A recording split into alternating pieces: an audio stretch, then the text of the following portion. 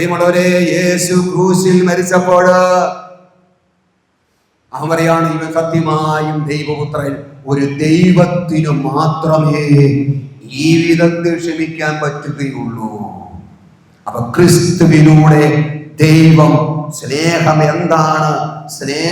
എന്താണെന്ന് വെളിപ്പെടുത്തിയത് മനുഷ്യവർഗം ചെയ്ത പാപത്തെ പരിഗണിക്കാതെ അവർ ക്ഷമിച്ചതിലൂടെയാണ്. നമ്മുടെ പാപങ്ങളെ പൗലോസ് കൊരിന്ത്യർ ലേഖനം 5:17-20 വാക്യത്തിൽ പറയുന്നത് പോലെ മനുഷ്യന്റെ പാപങ്ങളും അപരാധങ്ങളും അവനെതിരെ ചുമത്തിയില്ല.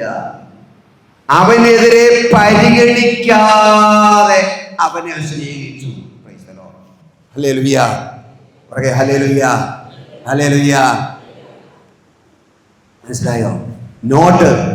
നോട്ട് എത്ര ചെളി പിടിച്ചാലും നമ്മൾ കളയുവോ? നോട്ടേ, ചെളി പിടിച്ച നോട്ട് നല്ല കറുത്ത് പടച്ചിരിക്കുകയായിരിക്കും. മീൻകാരൻ്റെ കയ്യിൽ നിന്ന് കിട്ടിയ നോട്ടാണെങ്കിൽ പറയണ്ട. മീൻകാരൻ ഉളുമ്പ് കാണും, ചെതമ്പല് കാണും, നല്ല മണം കാണും. ചെളി പിടിച്ചതാണെങ്കിലും നമ്മളെടുത്ത് ദൂരോട്ട് കളയുവോ? ഇല്ല. കാരണം എന്താ? അതിന് വിലയുണ്ട്. അതിന് വിലയുണ്ട്. നോട്ട് അത് ഗവൺമെന്റിന്റെ റിസർവ് ബാങ്കിന്റെ ശീലമുണ്ട്. അതിന് വിലയുണ്ട്. ചെളി പിടിച്ചാലും കീറിയാലും നമ്മൾ കളയല. പണ്ടൊക്കെ കച്ചവടം നടത്തുന്നവർക്കറിയ കീറിയ നോട്ട് എന്തിയേരെ വരുന്നത്. എന്നിട്ട് തന്നെ സ്റ്റെലോറ്റോപ്പ് ഒട്ടിച്ചാണ് അതൊക്കെ കൈമാറിക്കൊണ്ടിരുന്നത്.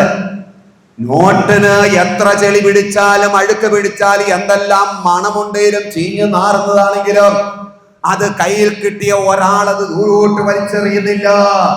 കാരണം ഇന്ത്യ ഗവൺമെന്റിന്റെ സീൽ അതിന്റെ മേലുണ്ട്. അതിന് വിലയുണ്ട്. ചെളി തടസ്സമല്ല, അഴുക്ക് തടസ്സമല്ല.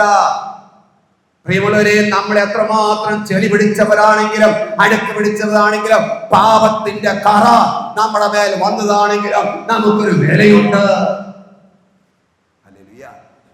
നമ്മളെ ദൈവം വലിച്ചെറിയല, നമ്മളെ ദൂരെ കളയല, മാറ്റി നിർത്തിയല. കാരണം സ്വർഗത്തിന്റെ മുദ്ര നിന്റെ മേൽ ഇട്ടിട്ടുണ്ട്. സ്വർഗത്തിന്റെ മുദ്ര, പരിശുദ്ധാത്മാവിന്റെ മുദ്ര നിന്റെ മേൽ വീണിട്ടുണ്ട്. മാമോദീസായിലൂടെ സ്ഥൈര്യബലത്തിലൂടെ നീ വിലപ്പെട്ടവനാണ്. You are a precious child. നീ വിലപ്പെട്ട ദൈവത്തിന്റെ മകളാ. എന്നെ ആരും സ്നേഹിക്കാനില്ല എന്ന് ചിന്തിക്കരുത്. എന്റെ ഭർത്താവിനെ കരുതുന്നില്ല, എന്നെ സ്നേഹിക്കുന്നില്ല, എന്റെ മക്കൾ പോലും എന്നെ മനസ്സിലാക്കാനില്ലല്ലോ എന്നു ഈ അടുക്കളയിൽ തന്നെ കടന്ന് ഈ എപ്പോഴും കഞ്ഞിയും കറി എടുക്കുക, പിടിക്കുക, അടിക്ക് വെക്കുക, കഞ്ഞി കറി വെക്കുക.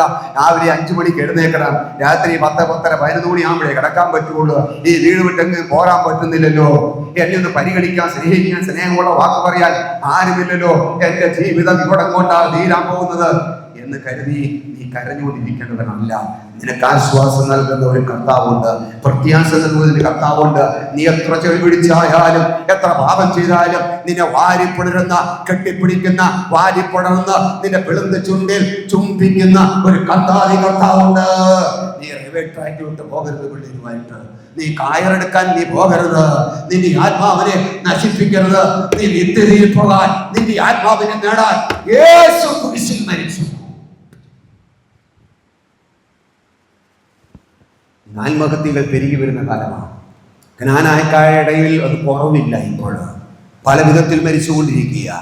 ജീവിതത്തിൽ നിന്ന് ഒറ്റപ്പെടുമ്പോൾ, വീട്ടിൽ നിന്ന് പ്രതിസന്ധികൾ ഉണ്ടാകുമ്പോൾ, കരുതാതിരിക്കുമ്പോൾ, വഞ്ചിക്കപ്പെടുമ്പോൾ, പറ്റിക്കപ്പെടുമ്പോൾ, മാറ്റി നിർത്തപ്പെടുമ്പോൾ നമ്മൾ ഒട്ടനെ ജീവിതം അവസാനിപ്പിച്ചേക്കാം, ഇവിടെ നിന്ന് രക്ഷപ്പെട്ടേക്കാം എന്ന് കരുതി നമ്മൾ യൂദാസിന്റെ പണി ചെയ്യാൻ പോകരുത്. നിന്റെ ആത്മാവിന്റെ വില ലോകം മുഴുവൻ നീ നേടിയാലും നിന്റെ ആത്മാവിനെ നീ നശിപ്പിച്ചാൽ ആത്മാവിന്റെ വില നീ തിരിച്ചറിയണം. നിന്റെ വില യേശു കുരിശിൽ കൊടുക്കുന്നു. അവന്റെ വിലയാ നിന്റെ വില. അവനോളം വിലയുണ്ട് നിനക്ക്. അതുകൊണ്ട് മനസ്സിന് വേദന ഉണ്ടാകുമ്പോൾ ചത്തേക്കാം എന്തിനാ ജീവിച്ചിരിക്കുന്നത് എന്ന് പറഞ്ഞ് നീ ചാകാൻ പോകരുത്. നിനക്ക് വേണ്ടി ഒരാൾ മരിച്ചു, ഇനി നീ മരിക്കാൻ പോകരുത്. നീ ജീവിതം അവസാനിപ്പിക്കാൻ പോകരുത്. നിനക്ക് വേണ്ടി കാത്തിരിക്കുന്ന കർത്താവുണ്ട്. നിനക്കൊരാത്മാവുണ്ട്. മരണത്തിന് ശേഷം ഒരു ജീവിതം ഉണ്ടെന്ന് ഓർത്തോണം. പ്രൈസലോ. മരണത്തോടെ നമ്മുടെ ജീവിതം തീരുന്നില്ല. മരണത്തോടെ ഒരുവനും അവന്റെ ജീവിതം തീരുന്നില്ല. നിന്റെ ശരീരം മാത്രമേ പോകുന്നുള്ളൂ. ശരീരം മാത്രമാണ് മണ്ണിൽ പോകുന്നത്. പക്ഷെ നീ എന്ന വ്യക്തി മരിക്കുന്നില്ല. ചില വിചാരിക്കും മരിച്ചാലെല്ലാം തീരുമല്ലോ, മരിച്ചാലെല്ലാം മറക്കാമല്ലോ. എൻ്റെ കാര്യം തീർന്നില്ല. ശരീരമല്ലേ, ഉടുപ്പൂരിയല്ലേ ഇട്ടോട്ട് പോകാൻ പറ്റുള്ളൂ. പക്ഷെ നീ എന്ന് പറയുന്ന വ്യക്തി, നിന്റെ ആത്മാവ് മരിക്കുന്നില്ല. മനസ്സിലായോ? നിനക്ക് അത് കഴിഞ്ഞ ഒരു ജീവിതമുണ്ട്. ഒന്നില്ലെങ്കിൽ മറ്റേ സ്ഥലത്ത് അല്ലെ ഈ സ്ഥലത്ത്. അതുകൊണ്ട് ഏതൊരു തീരുമാനം എടുക്കണം നമ്മൾ. യേശു നമുക്ക് വേണ്ടി പകരക്കാരനായി അവൻ ക്രൂശിൽ മരിച്ചു. സ്നേഹത്തെ വെളിപ്പെടുത്തി, ക്രൂശിൽ വെളിപ്പെടുത്തി. ക്രൂശിൽ കണ്ടു ഞാൻ സ്നേഹത്തെ, ആദ്രമാർന്ന നിൻ മഹത്യാഗത്തെ. ക്രൂശിൽ കണ്ടു ഞാൻ നിൻ സ്നേഹത്തെ, ആർദ്രമാർന്ന നിൻ മഹത്യാഗത്തെ. പകരം എന്തു നൽകും ഞാനിനി, ഹൃദയം പൂർണ്ണമായി നൽകുന്നു നാഥനായി. പകരം എന്തു നൽകും നാഥനേ, ഹൃദയം പൂർണ്ണമായി നൽകുന്നു നാഥനായി. ക്രൂശിൽ കണ്ടു ഞാൻ നിൻ സ്നേഹത്തെ, ആദ്രമാർന്ന നിൻ മഹത്യാഗത്തെ. പഠിക്കേ. ക്രൂശിൽ കണ്ടു ഞാൻ നിൻ സ്നേഹത്തെ, ആദ്രമാർന്ന നിൻ മഹത്യാഗത്തെ. പകരം എന്തു നൽകും ഞാനിനി, ഹൃദയം പൂർണ്ണമായി നൽകുന്നു നാഥനായി. പകരം എന്തു നൽകും ഞാനിനി, പകരം നാഥന്. ക്രൂശിൽ കണ്ടു ഞാൻ നിൻ സ്നേഹത്തെ, ആദ്രമാർന്ന നിൻ മഹത്യാഗത്തെ. ക്രൂശിൽ അവൻ സ്നേഹത്തെ വെളിപ്പെടുത്തി. എന്നാൽ നാം പാപികൾ ആയിരിക്കെ നമ്മെ ക്രിസ്തു സ്നേഹിച്ചു. ഹല്ലേലൂയ, ഹല്ലേലൂയ, ഹല്ലേലൂയ. 2 Corinthians 5:19 പറയാണ്, ദൈവം മനുഷ്യരുടെ തെറ്റുകൾ അവർക്കെതിരെ പരിഗണിക്കാതെ, മനുഷ്യരുടെ തെറ്റുകൾ അവർക്കെതിരെ പരിഗണിക്കാതെ. നമ്മളെ ദൈവത്തിന് സ്നേഹിക്കണമെങ്കിൽ, നമ്മെ സ്നേഹിക്കുന്നതിന് നമ്മുടെ പാപങ്ങൾ തടസ്സമല്ല എന്ന് പറയുക. ഹല്ലേലൂയ. നാം ചെയ്ത പാപങ്ങൾ, നമ്മുടെ തെറ്റുകൾ, നമ്മുടെ പാപങ്ങൾ നമ്മെ സ്നേഹിക്കുന്നതിന് ദൈവത്തിനൊരു തടസ്സമല്ല, തടസ്സമല്ല. ഞാൻ നേരത്തെ ഒരു ഉദാഹരണം പറഞ്ഞല്ലോ. നമ്മുടെ കുഞ്ഞുങ്ങളെ അവരുടെ ദേഹത്ത് പറ്റിപ്പിടിച്ചിരിക്കുന്ന അപ്പിയോ അശുദ്ധികളോ ഒന്നും തന്നെ ഒരമ്മയ്ക്കോ ഒരപ്പനോ ആ കുട്ടിയെ സ്നേഹിക്കുന്നതിന് തടസ്സമേ അല്ല. ആ അവസ്ഥയിൽ തന്നെ ആ അപ്പൻ അല്ലെങ്കിൽ അമ്മ ആ കുഞ്ഞിനെ എടുക്കുകയാണ്, കഴുകി കുളിപ്പിച്ച് മാറോട് ചേർത്ത്, പറ്റുമെങ്കിൽ ആ കുഞ്ഞിന് അമ്മിഞ്ഞാപ്പാൽ കൊടുത്തു അതിനെ സ്നേഹം നുകർന്നു കൊടുക്കുകയാണ് ചെയ്യുന്നത്. എന്നെയോ നിങ്ങളെയോ സ്നേഹിക്കുന്നതിന് നമ്മുടെ പാപങ്ങൾ പോലും തടസ്സമല്ല എന്ന് ബൈബിൾ നമ്മളെ പഠിപ്പിക്കുന്നു. Hallelujah, hallelujah. കാരണം നമ്മുടെ പാപത്തോടുകൂടെ പാപിയായിരിക്കുന്ന അവസ്ഥയിൽ നമ്മളെ സ്നേഹിക്കുന്ന ഒരു ദൈവം, നമ്മളെ കരുതുന്ന ഒരു ദൈവമാണ് നമ്മുടെ ദൈവം. ഹല്ലേലൂയ. എന്നാൽ നമുക്കിത് മനസ്സിലാക്കാൻ പറ്റുന്നില്ല, അല്ലെങ്കിൽ നമുക്ക് അനുഭവിക്കാൻ പറ്റാത്തതിന്റെ കാരണം എന്താ? ഇവിടെ നോക്ക്, ദൈവം സ്നേഹിക്കാത്തത് കൊണ്ടല്ല, ദൈവം നമ്മളെ സ്നേഹിക്കാത്തത് കൊണ്ടല്ല, പിന്നെയോ ഈ സ്നേഹത്തെ നമ്മൾ തിരിച്ചറിയുന്നില്ല, നമ്മൾ മനസ്സിലാക്കുന്നില്ല എന്നതുകൊണ്ടാണ്. ദൈവം നമ്മളെ സ്നേഹിക്കാത്തത് കൊണ്ടല്ല ദൈവസ്നേഹം നമുക്ക് അനുഭവിക്കാൻ പറ്റാത്തത്, നമ്മളിലെ പാപമാണ്, നമ്മളിലെ തെറ്റാണ്. ഇവിടെ ഒരു പ്രകാശത്തെ, അവിടെ പ്രകാശമുണ്ട് അല്ലേ, അല്ലെങ്കിൽ ഇവിടെ സൂര്യൻ വരികയാണ്, നമ്മൾ പുറത്തിറങ്ങിയ സൂര്യൻ അടിച്ച് കിഴക്കുന്ന സൂര്യൻ അടിച്ച് വരിക, സൂര്യൻ അഭിമുഖമായിട്ട് നിൽക്കുക. അപ്പൊ എന്ത് ചെയ്യും? നമുക്ക് വെട്ടം കിട്ടും, നമുക്ക് നല്ല വെട്ടം കിട്ടും. നമുക്ക് സൂര്യനെ കാണാൻ പറ്റും, ചൂട് കിട്ടും, വെട്ടവും കിട്ടും. സൂര്യന് പുറം തിരിഞ്ഞ് നിൽക്കുക, ഓപ്പോസിറ്റ് സൈഡിലോട്ട് നമ്മൾ തിരിഞ്ഞു നിന്നാൽ സൂര്യൻ അവിടെയുണ്ട്, വെട്ടമുണ്ട്, ചൂടുണ്ട്, അവിടെ സൂര്യൻ പൊങ്ങി നിൽപ്പുമുണ്ട്. പക്ഷേ എനിക്കത് കാണാൻ പറ്റിയല്ല, എനിക്ക് അനുഭവിക്കാൻ പറ്റിയല്ല. കാരണം സൂര്യന് പുറംതിരിഞ്ഞ് ഞാൻ നിന്നത് കൊണ്ട് എനിക്ക് അനുഭവിക്കാൻ പറ്റുന്നില്ല. അതാണ് യോഹന്നാന്റെ സുവിശേഷം 3-ാം അധ്യായം 17-ാമത്തെ വാക്യത്തിൽ പറയുകയാണ്, ദൈവം തന്റെ പുത്രനെ ലോകത്തിലേക്ക് അയച്ചു. എന്താണ് ശിക്ഷാവിധി? ശിക്ഷാവിധി എന്താ? ആ ദൈവത്തെ ദൈവമായിട്ട് നമ്മൾ അംഗീകരിക്കാത്തതാണ് ശിക്ഷാവിധി. ദൈവത്തെ നമ്മൾ അംഗീകരിക്കാതെ, ആ സ്നേഹത്തെ നമ്മൾ അറിയാതെ, തിരിച്ചറിയാതെ നമ്മൾ ദൈവത്തിൽ നിന്നും പുറംതിരിഞ്ഞ് നിൽക്കുന്നത് കൊണ്ട് നമുക്ക് അനുഭവിക്കാൻ പറ്റുന്നില്ല എന്നുള്ളതാണ്. ദൈവം സ്നേഹിക്കാത്തത് കൊണ്ടല്ല.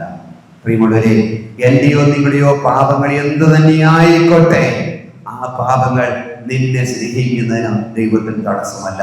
ഇപ്പോഴും എന്നും എപ്പോഴും അവൻ നിന്നെ സ്നേഹിച്ചുകൊണ്ടിരിക്കുക. എന്നാൽ സ്നേഹം നമുക്ക് സ്വീകരിക്കാൻ പറ്റാത്തത്, സ്നേഹം നമുക്ക് അനുഭവിക്കാൻ പറ്റാത്തത് നമ്മുടെ പാപമാണ്, നമ്മുടെ പാപമാണ്.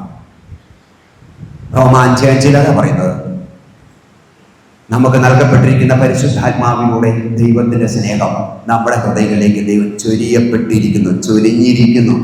ചൊരിഞ്ഞിരിക്കുന്നു എന്ന് പറഞ്ഞിരിക്കുന്നത്. നമുക്ക് നൽകപ്പെട്ട പരിശുദ്ധാത്മാവിലൂടെ ദൈവത്തിന്റെ സ്നേഹം നമ്മളിലേക്ക് ചൊരിയപ്പെട്ടിരിക്കുന്നു എന്ന് ചൊരിഞ്ഞു. ക്രൂശിൽ, മനസ്സിലായോ? ക്രൂശിൽ ചൊരിഞ്ഞു, ഇന്നും അത് ഒഴുകിക്കൊണ്ടിരിക്കുകയാണ്. ഒരു വിലാപനം ഉണ്ടല്ലോ അല്ലേ, ചങ്കിന്റെ താഴെ വലിയൊരു കൈക്ക് കിടക്കാവുന്ന അത്രയുള്ള വലിപ്പമുള്ള ഒരു മുറിവ. ഞാൻ അങ്ങനെ പറയാൻ കാരണം എന്താ? തോമാശ്രീയായെ വിളിച്ചിട്ട് ഇങ്ങനെ പറഞ്ഞു, തോമസേ, നിന്റെ വിരല് ഇങ്ങോട്ട് കൊണ്ടുവരിക, എൻ്റെ കൈകളിലെ മുറിവിലേക്ക് വെക്കുക. നിന്റെ കൈ ഇങ്ങോട്ട് കൊണ്ടുവരിക, എൻ്റെ പാർശ്വത്തിലേക്ക് വെക്കുക. ഇവിടെ നോക്ക്, നിന്റെ കൈ ഉണ്ടല്ലോ, കൈ മൊത്തമായിട്ട് ഇങ്ങോട്ട് പോവാ, കൈ ഇങ്ങോട്ട് കൊണ്ടുവന്ന് എൻ്റെ പാർശ്വത്തിലോട്ട് വെക്കുക. അവന്റെ കൈക്ക് കിടക്കാൻ മാത്രമുള്ള ഒരു മുറിവായിരുന്നു യേശുവിന്റെ പാർശ്വത്തിൽ ഉണ്ടായിരുന്നത്. കുന്തം വെച്ച് കൂത്തി ഇളകി.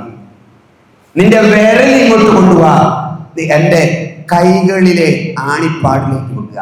വിരല് കിടക്കാൻ പാത്രമുള്ള ഒരു മുറിവായിരുന്നു യേശുവിന്റെ ആ കൈ വെള്ളയിൽ ഉണ്ടായിരുന്നത്, ആണി അടിച്ച് കയറ്റിയത്. Praise the Lord. ഹല്ലേലൂയ, ഹല്ലേലൂയ, ഹല്ലേലൂയ. പ്രിയമുള്ളവരെ, നിന്റെ ചെറിയ പ്രശ്നത്തിന് സൗഖ്യം യേശുവിന്റെ പക്കലുണ്ട്. നിന്റെ വലിയ പ്രശ്നമായിക്കോട്ടെ, ആ വലിയ പ്രശ്നത്തിനും തക്ക പരിഹാരവും സൗഖ്യവും യേശുവിന്റെ മുന്നിലുണ്ട്. അത് ആ തുറന്ന ചങ്ക് ഇപ്പോഴും തുറന്നു തന്നെ ഇരിക്കുകയാണ്. കർത്താവിന്റെ രണ്ടാമത്തെ വരവ് വരെ അവിടുന്ന് കരുണയും കൃപയും സ്നേഹവും ഒഴുകിക്കൊണ്ടേയിരിക്കും. സ്വീകരിക്കാൻ പറ്റുന്നവരെല്ലാം സ്വീകരിച്ചു കൊള്ളുക.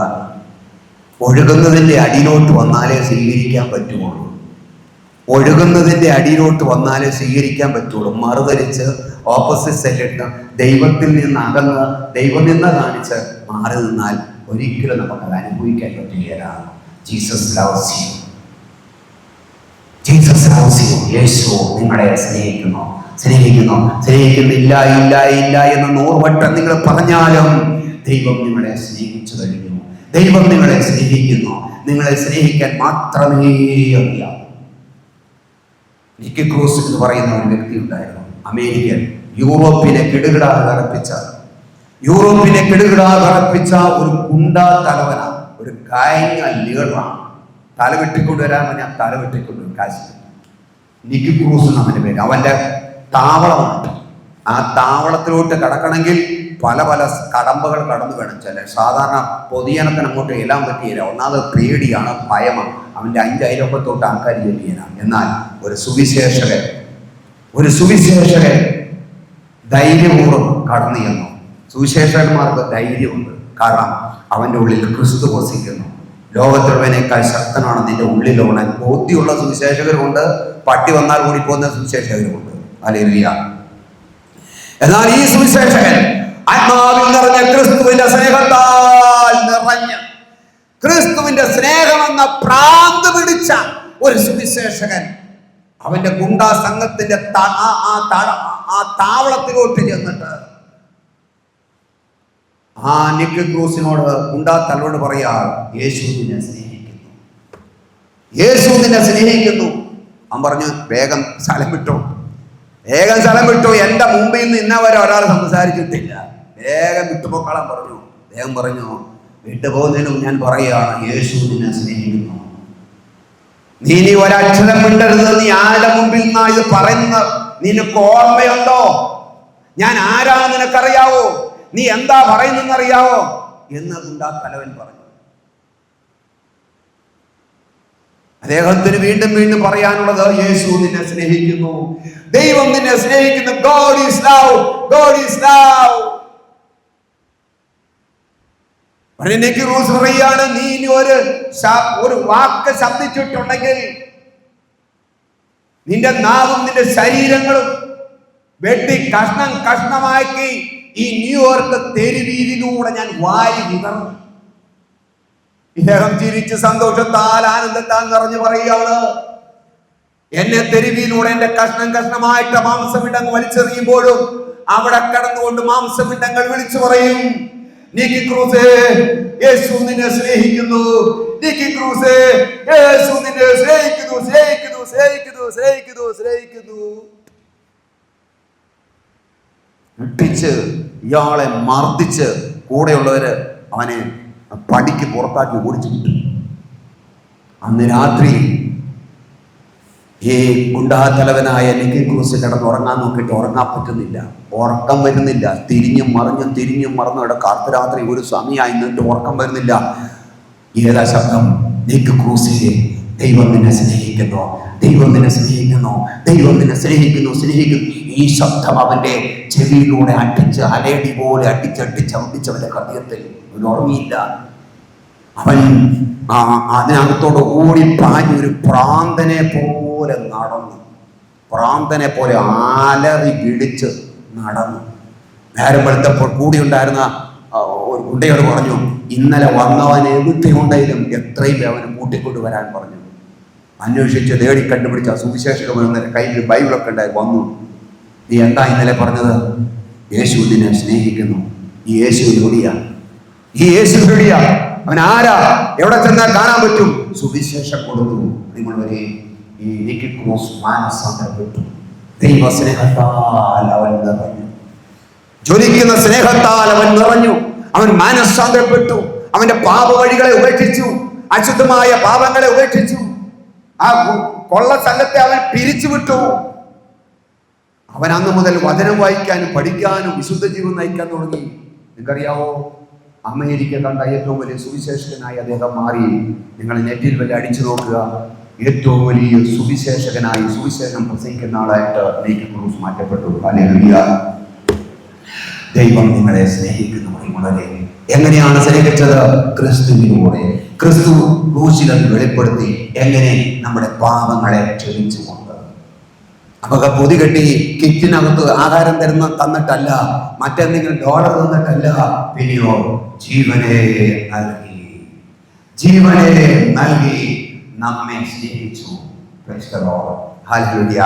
അതാണ് പൗലോസ് പറയുന്നത്. 2 കൊരിന്ത്യർ 5-14 ഭാഗത്ത് പറയുകയാണ്, ക്രിസ്തുവിന്റെ സ്നേഹം ഞങ്ങളെ ഉത്തേജിപ്പിക്കുന്നു. ഞാൻ 6ാം ക്ലാസ് വരെ വേദോടെ പഠിച്ചിട്ടുള്ളൂ. എന്നെ ആ സാറ് തോപ്പിച്ച് കളഞ്ഞുകൊണ്ട് ഞാൻ തീരുമാനമെടുത്തു, എന്നെ തോപ്പിച്ച് കളഞ്ഞ ക്ലാസ് വിട്ട് 2ാമതും പഠിക്കാൻ ഞാൻ പോകുകയായിരുന്നു. വേദപാഠം അതോടെ കൊണ്ട് നിർത്തിയതാണ്. ഞാൻ 19ാമത്തെ വയസ്സിൽ എൻ്റെ യേശുവിനെ ഞാൻ കണ്ടുമുട്ടി. എൻ്റെ ഇടവകയിൽ നടന്ന ഇടവക ധ്യാനത്തിൽ ഞാൻ പങ്കെടുത്തു. ആ ധ്യാനത്തിൽ ആ പ്രായത്തിൽ ഉള്ള പിള്ളേര്, ഇന്ന് ആ പ്രായത്തിലുള്ള പിള്ളേര് എത്ര പേരുണ്ട് പള്ളിയിൽ? മറുതലിച്ച് വിശ്വാസത്തിൽ വ്യതിരിച്ച് തിണ്ണയിൽ ഓടിമ്പടിയൊക്കെ കുത്തിരുന്നിട്ടങ്ങ് പോകുന്ന ആ പ്രായത്തിൽ എന്നെ കർത്താവ് പിടിച്ചു. ആ സ്നേഹത്താൽ നിറച്ചു. ആ ക്രിസ്തുവിന്റെ സ്നേഹം എനിക്ക് വലിയ ദർശനം ഉണ്ടായില്ല, കരണ്ടടിച്ചില്ല, വെള്ളിയിടി വെട്ടില്ല, ഒന്നും ഉണ്ടായില്ല. പക്ഷെ ദൈവ സ്നേഹത്താൽ നിറഞ്ഞു. എനിക്ക് വലിയ ഇൻഫീരിറ്റി കോംപ്ലക്സ് ആയിരുന്നു. എന്നെ ഒന്നിനും കൊള്ളിയല എന്നുള്ള, എന്നെ ആർക്കും വേണ്ട, എന്നെ കാണാൻ കൊള്ളിയല എന്നുള്ള ചിന്താഗതികൾ എന്നെ വളരെ വളർന്നു വന്നു. എനിക്ക് കൂട്ടുകാരും ഇല്ലായിരുന്നു. അവസ്ഥയിൽ കർത്താവിനെ തൊട്ടു. ഞാൻ ദൈവസ്നേഹത്താൽ നിറഞ്ഞു.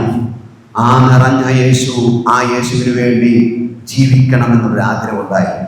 10ാം ക്ലാസ് പരീക്ഷ കഴിഞ്ഞപ്പോൾ എൻ്റെ കൂട്ടുകാരുണ്ടായിരുന്നു, ഒരു ഓട്ടോറിക്ഷക്കാരൻ, ചന്ദ്രൻ എന്ന് പറയും. അവൻ്റെ കൂട്ടുകാരനാണ്, ഓട്ടോറിക്ഷക്കാരനാണ് അവൻ. 10ാം ക്ലാസ്സിൽ ഇതെല്ലാം കഴിഞ്ഞ് പോകാൻ നേരത്ത് വിളിച്ച് ഞങ്ങളൊരു കൂട്ടുകൂടി കള്ളു കുടിച്ചു. എന്നാന്ന് എനിക്കറിയാമായിരുന്നു. അവൻ കലക്കി എനിക്ക് തന്നു, വെള്ളം ഒഴിച്ച് ചാൽ തന്നു. ഒരു ഗ്ലാസ് വാങ്ങിച്ചപ്പോഴേ തന്നെ ഏതാണ്ടും പോലെ ആദ്യമായിട്ടാണ് കുടിച്ചത്. മനസ്സിലായോ? ഹല്ലേലൂയ. പിന്നീട് അന്ന് കുടി നിർത്തി. അത് കഴിഞ്ഞപ്പോഴാണ് ധ്യാനം കൂടെ. അന്ന് ഒറ്റ പ്രാവശ്യം കുടിച്ചത്. കുമ്പസാരത്തിൽ ഒറ്റ പ്രാവശ്യമേ ഞാൻ മദ്യപിച്ചിട്ടുണ്ടോ എന്ന് ഞാൻ ഒറ്റ പ്രാവശ്യമേ പറഞ്ഞു. എല്ലാ മാസമോ എല്ലാ വർഷമോ എനിക്ക് പറയേണ്ടി വന്നില്ല. കാരണം എൻ്റെ യേശു എൻ്റെ അകത്തോട്ട് വന്നു. എൻ്റെ യേശുവിൻ്റെ സ്നേഹത്താൽ ഞാൻ നിറഞ്ഞു. ഞാൻ പിന്നീട് ഇന്നുവരെ ഒരു സിനിമാ പാട്ട് പാടിയിട്ടില്ല. 40 വർഷമായി ഒരു സിനിമാ പാട്ട് എൻ്റെ വായിലൂടെ വന്നിട്ടില്ല.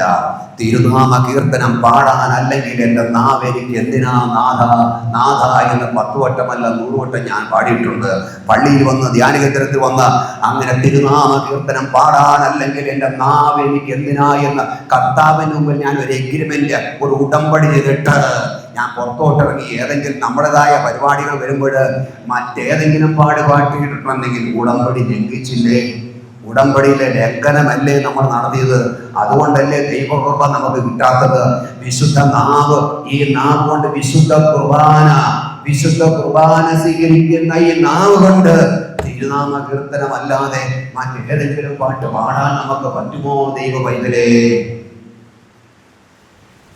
അന്ന് മുതൽ ഒരു ഭ്രാന്തനെ പോലെ ഞാൻ ഓടുകയാണ് എൻ്റെ യേശുവിന് വേണ്ടി. എന്താ പൗലോസ് പറഞ്ഞത്? ക്രിസ്തുവിന്റെ സ്നേഹം ഞങ്ങളെ ഉത്തേജിപ്പിക്കുക.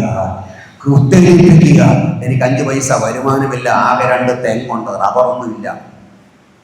ആകെ 2 തെങ്ങുണ്ട്, വല്ലപ്പോഴും എല്ലാം കിട്ടും. വേറെ ഒറ്റ ആദായ മാർഗ്ഗമില്ല. എനിക്ക് 5 പൈസ വരുമാനമില്ല, ഒന്നുമില്ല. 10 പിള്ളേരുണ്ട്, ആരേക്കും ഒരു ചെറിയ ജോലിയുണ്ട്. അതുകൊണ്ട് പക്ഷേ ഞങ്ങൾ അനുഭവിക്കുന്ന സന്തോഷം അത് ക്രിസ്തുവിന്റെ സന്തോഷമാണ്, സമാധാനമാണ്.